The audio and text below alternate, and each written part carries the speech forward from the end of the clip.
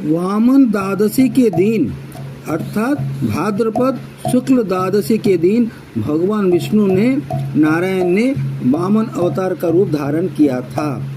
ये अत्यंत शुभ दिन है। कहते हैं जब हम कहीं यात्रा करते हैं तो वामन का स्मरण कीजिए, आपका कार्य सफल होगा।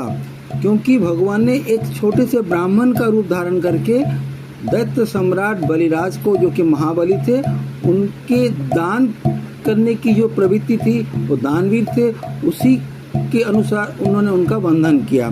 क्योंकि उनका बंधन भी जरूरी था, क्योंकि अगर नहीं करते और 100 यज्ञ पूरा करते तो वो इंद्रलोक के स्वामी बन जाते। तो इंद्र को भी संतुष्ट करना था और दैत्य सम्राट बलि को भी संतुष्ट करना था। माता अदिति देव माता है, उन्होंने नारायण से बोला वो समय आ गया जब तुमने मुझे वर दिया था कि तुम मेरे पुत्र बनकर आओगे, अब आ जाओ। भगवान ने बोला तथास्तु। महर्षि कश्यप और माता अदिति के घर में वामन रूप में भगवान प्रकट हुए।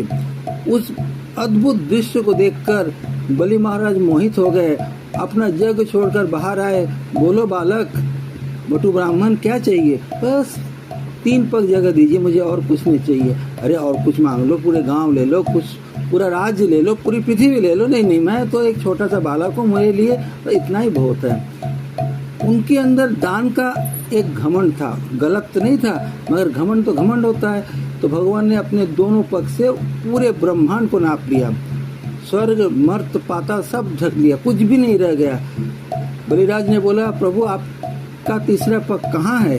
बोला अभी निकलता हूँ। उन्होंने अपनी जांघ से अपना तीसरा पैर निकाला।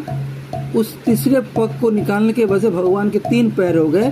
भगवान का नाम हो गया उरुक्रम त्रिविक्रम, अर्थात ऐसे नारायण जिनके 3 पग हैं। और उसी पग को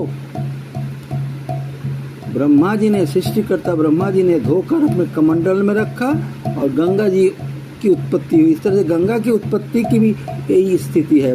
और बलिराज ने बोला हे प्रभु आप मेरे सिर में आपका पैर रखिए और जगह है मेरे पास। ये बहुत बड़ी बात है, यानी कि उन्होंने अपने आप को समर्पित कर दिया। मेरे सिर पर आप अपना पैर रखिए, चरण रखिए।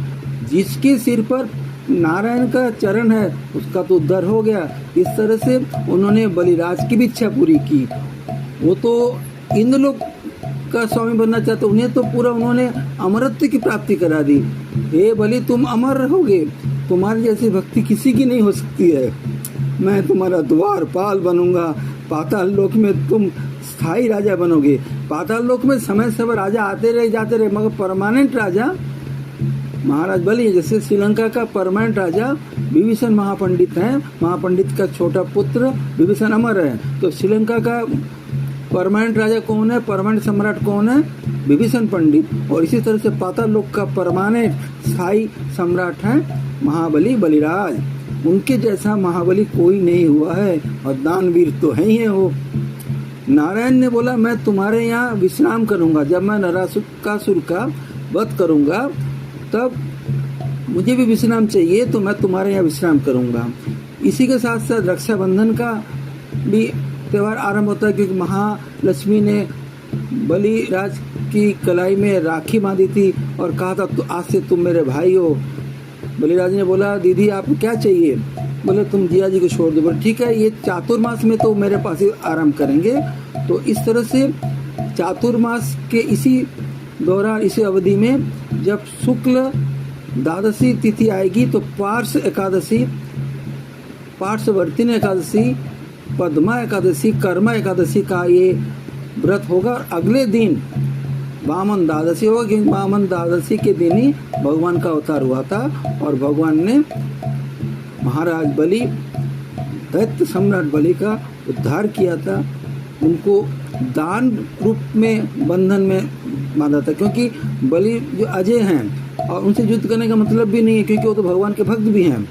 वो प्रहलाद महाराज के प्रपौत्र हैं, भक्तराज प्रहलाद, भक्त सम्राट प्रहलाद के वो प्रपौत्र हैं।